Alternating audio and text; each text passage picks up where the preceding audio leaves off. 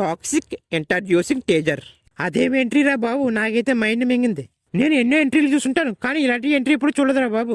నాకైతే ఇదే డైలాగ్ గుర్తుకొచ్చింది. నేను చూస్తున్నది అంతా నిజమేనా, లేకపోతే ఏంటి భయ్యా మరీ అంత బోల్డ్ గా పెట్టడం అవసరమా? నిజంగా ఈ టాక్సిక్ మూవీని లేడీగానే డైరెక్ట్ చేసింది. నిజంగా మూవీని అబ్బాయి డైరెక్ట్ చేసినా ఇటువంటి సీన్లు పెట్టుండడేమో.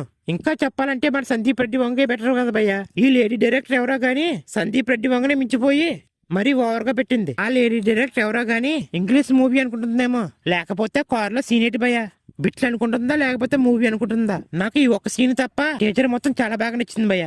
ముఖ్యంగా టీచర్ గురించి చెప్పాలంటే నాకైతే హాలీవుడ్ రేంజ్ లో అనిపించింది భయ్య టీచర్. ముఖ్యంగా ఎస్ బై లుక్స్ నిజంగా నెక్స్ట్ లెవెల్ లో ఉన్నాడు భయ్య. ఒక్క ముక్కలో చెప్పాలంటే ఎస్ బై లుక్స్ గురించి పీక్స్ లో ఉన్నాయి భయ్య లుక్స్.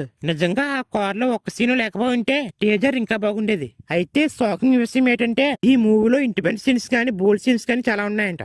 కాబట్టి ఈ మూవీ ఫ్యామిలీతో చూసే మూవీ అయితే అసలు కాదు, చిన్నపిల్లలు చూసే మూవీ అయితే అసలు కాదు. గట్టిగా చెప్పాలంటే టాక్సిక్ మూవీ గురించి ఇది ఒక 18+ మూవీ. నిజంగా ఆ కార్ లో ఒక సీన్ తీసేస్తే టీచర్ మొత్తం ఫుల్ హాలీవుడ్ రేంజ్ లో ఉంది భయ్య.